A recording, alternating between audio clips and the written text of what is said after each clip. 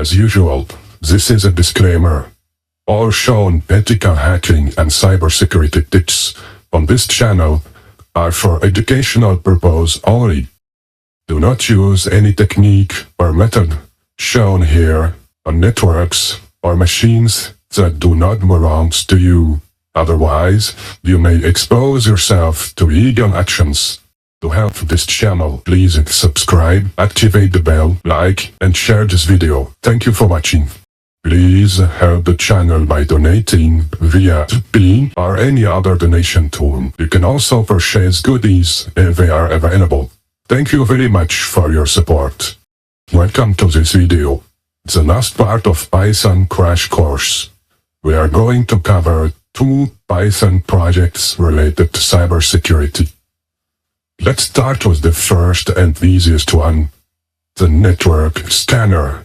So let's think about what we really need inside this scanner. At first, we need to give it a name. So let's make it simple. Let's say something like that. Let's scan.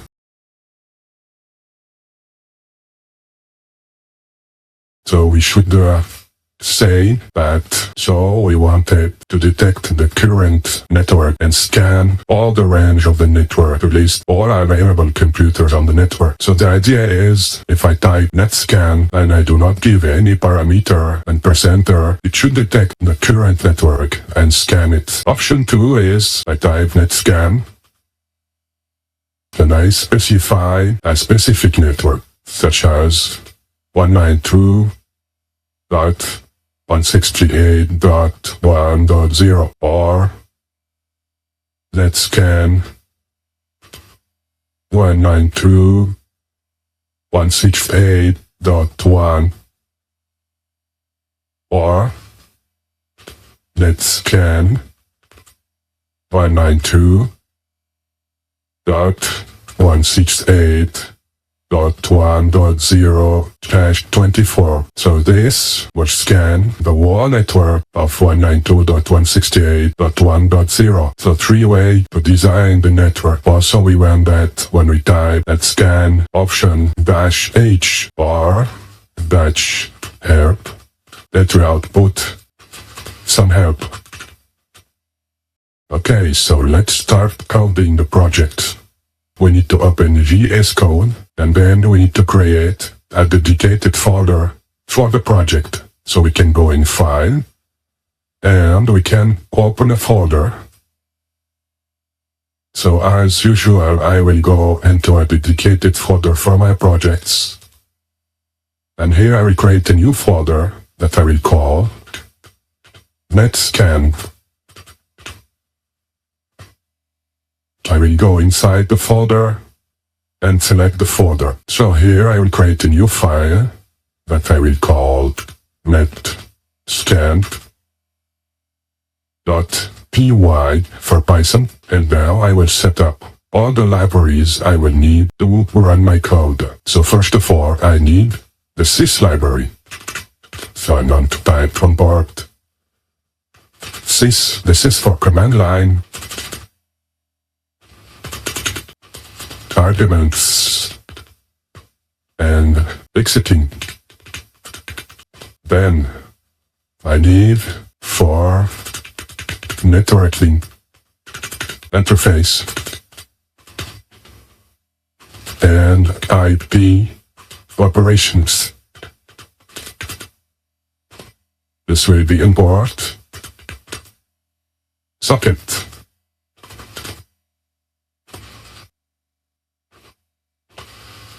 For IP network calculations,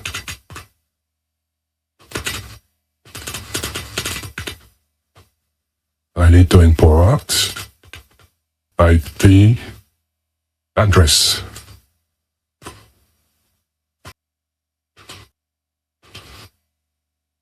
For parallel threads,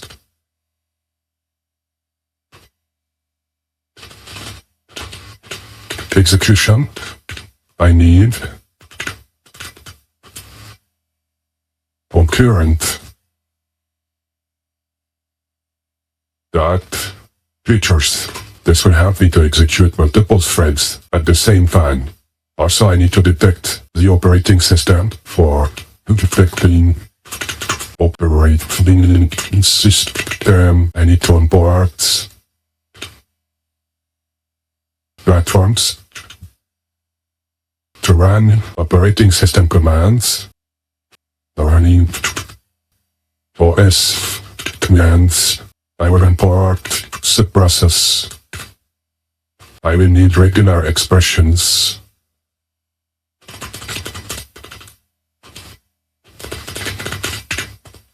So I will import RE, regular expression. And I may need possible future operation or operating system.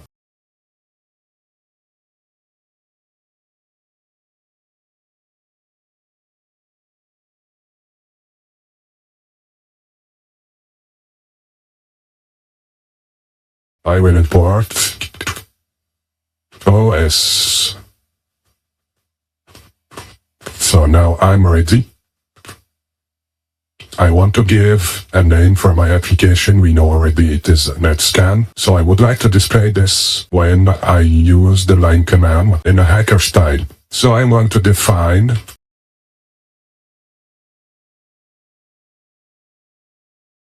a print name or print app name. So for this, I will simply print, and to test my function, I will set up the main process.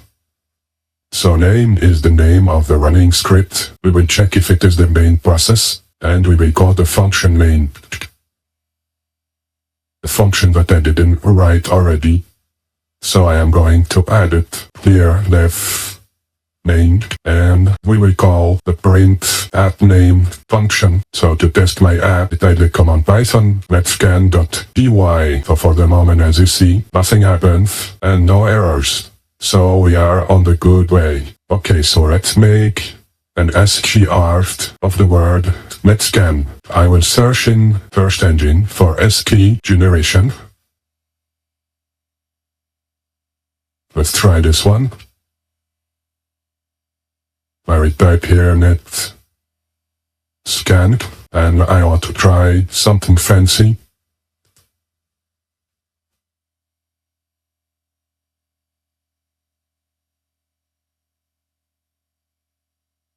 This one is not bad. Big money. Okay, let me try this one. So I will run the program to look how the result is. So there is an escape character inside the composition. So we need to double this slash. We are going to do it with the block note. Or no, we can do it here directly. So I will press Ctrl S, and here I will ask it to find the slash and replace it with the double slash. And replace all. Let me try again. That's better. Now it is displaying the application name. You can, if you wish, add more text, like a welcome message. Okay, it's looking not bad. So now we need to make a function that will detect the local IP address and the subnet mask, depending on if it is Windows operating system or a Linux-based operating system. So I'm going to create a function for this. I will call it get local IP, and I will put a little comment to state the utility, and I will start by detecting the operating system. So I will use a variable. I can make a mistake, platform, and I will put everything to lowercase to make it more easy to handle. So a little comment to state detect the OS type. So now we will check each possibility. I'm going to type the condition block fast so that the video won't take ages. So here is the full if-else block. Let's break it down. So if the system is Windows, we are going to execute this block. So here we are going to send in a subprocess the command ipconfig, and when we get the result, we will look for the IPv4 address and the subnet masks. Note that with such a code, if the ipconfig return only an IPv6, so this won't work. For this example, we will not handle the IPv6. We'll stick to IPv4. Then, if it is not Windows, so if it is Linux or macOS or something else, we are going to send to the subprocess the command ifconfig. So it is the equivalent of ipconfig, but for Linux and macOS. Note that on some Linux installations, the command might not be installed. So if the command is not installed, this will fail. Ifconfig is a part of networking package. So if for some reason this is not installed on your Linux distribution, you may need to install the network package. So the same way we did for Windows, we will search for the IP address and netmask with the ifconfig return and return everything. So normally if one of these two blocks success, it will exit the function by returning the IP address and the mask. But for some reasons if it fails, it will continue execution, and then this is the final step to test the current IP address and mask. So we are going to try to make a connection to a famous DNS server, and through that connection we can figure out the IP address with the /24 mask. Okay, so for visibility reasons, I will put some comments to show where is the start point.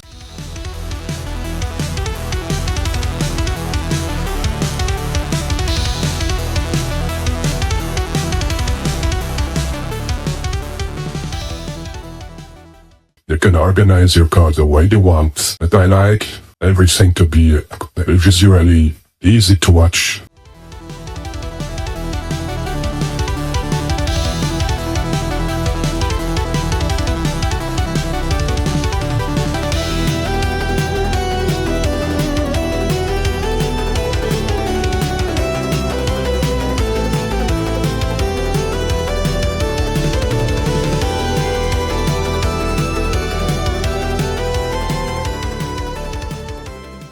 Now I will create a function to convert a mask notation to a CIDR notation. So I will call this mask to CIDR, and I will pass it the parameter mask. Let me give it a little comment to convert a dotted decimal subnet mask, example 255.255.255.0 to CIDR notation, example 24. So this is a simple formula to return a calculation.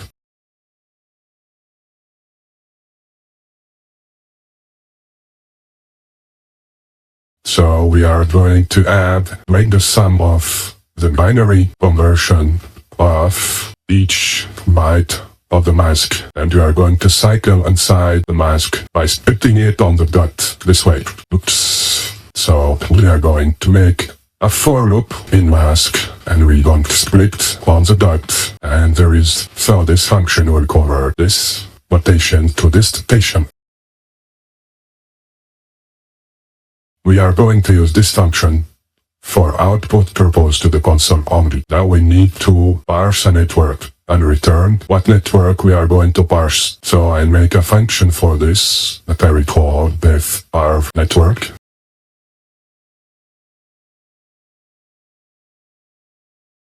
So we will give it an argument that can be none by default. Okay, so I will type the code instantly to prevent the video from being very long. So the command parses the network argument and returns an IP address object, and there's no argument auto-detect /24, 16, etc. So if there is no argument given, we will try to detect the local IP and mask using our function define here. And we will convert to a CIDR notation, and we will return the detected network to scan. If the user has already given an IP address in a CIDR notation, then we just need to return the elements. Otherwise, we need to check everything, and if the user has typed an invalid input, we can raise an error and stop the program. Now we need to define the ping function.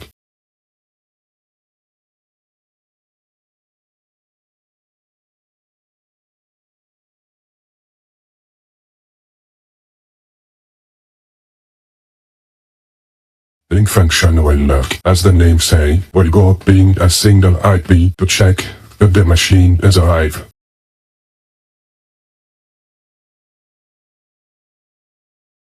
Here is the full code for acceleration purpose.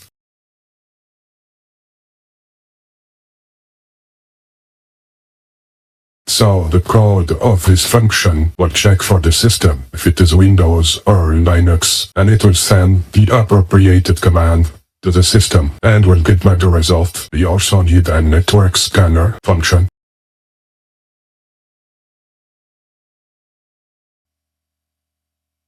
That will be scan network. This function will scan the whole network in parallel processing. This should reduce the time required to scan the whole network. Also, we will add the function that will display the help. This one is a simple print output, and now in the main function, I will remove this test, and I will put the whole logic of the network scanning.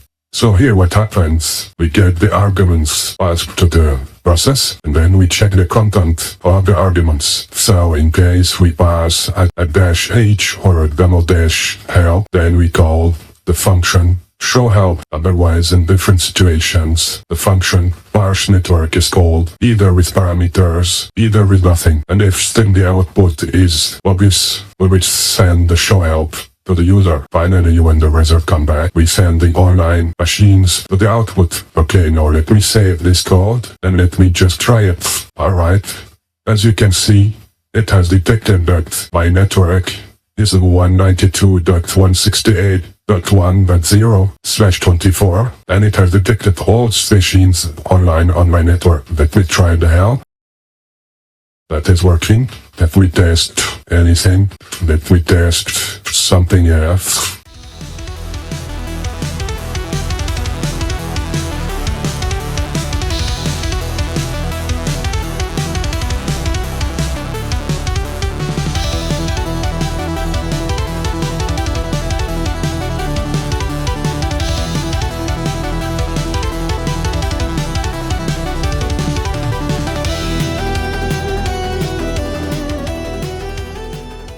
Alright, so the code is working.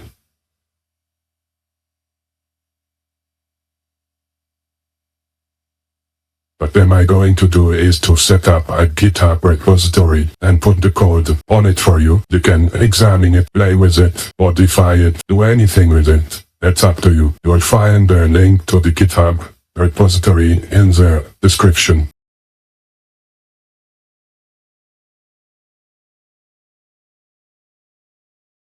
Okay, so in my case, I'm going to head up to GitHub, and I'm going to create a repository. I'm going to call it metscan.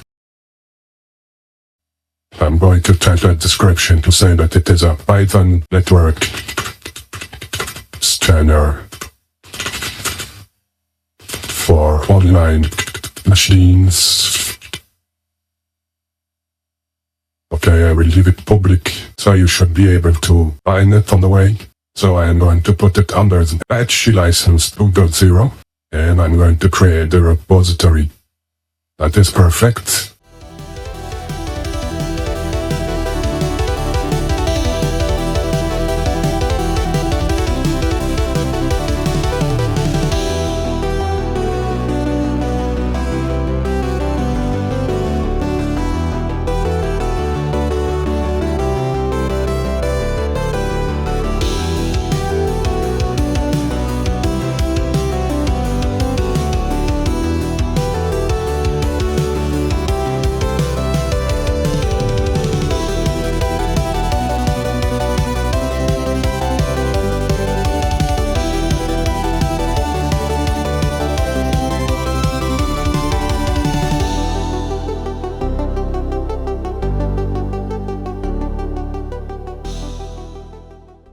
Okay, so now that I pushed the code to my GitHub repository, I can go and check, and here we are.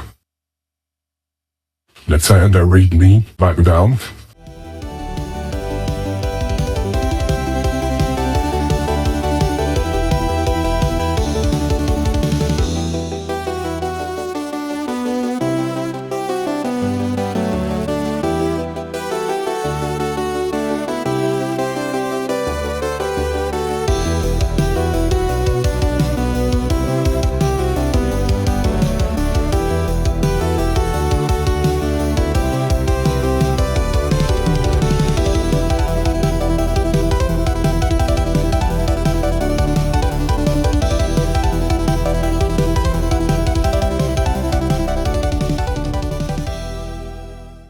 Okay, so let me replicate the modifications.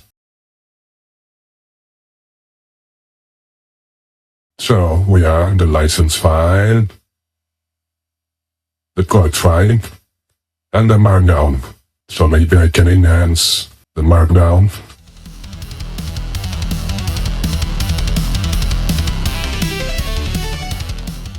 Maybe.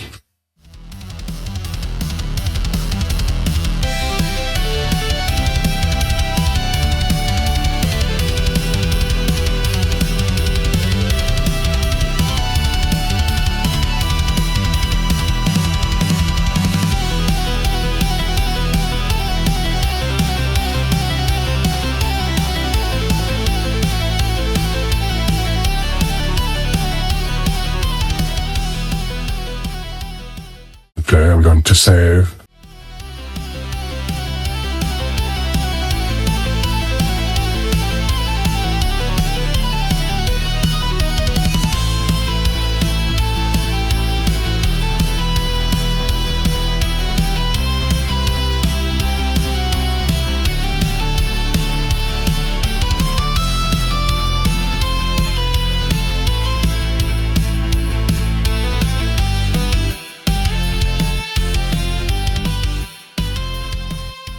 Note that the VS Code has also a GitHub handler, so you can from this button stage your code, commit and push.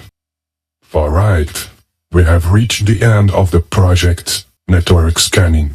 I hope you have enjoyed watching the creation of this project. As mentioned before, you can use this code for your own project, or for practicing, or for anything. Now let's head off to the next project, which is password brute forcing from password hashes. This project is more sensitive than the previous one. So, as a friendly reminder, please note that this second project is for educational purpose only. You should not use this code we are going to review together on real target. Cracking passwords with a brute force algorithm is a crime in the most major worldwide jurisdictions. Now we can go to the next project, the password brute forcing hashes. To help this channel, please subscribe, activate the bell, like, and share this video. Thank you for watching.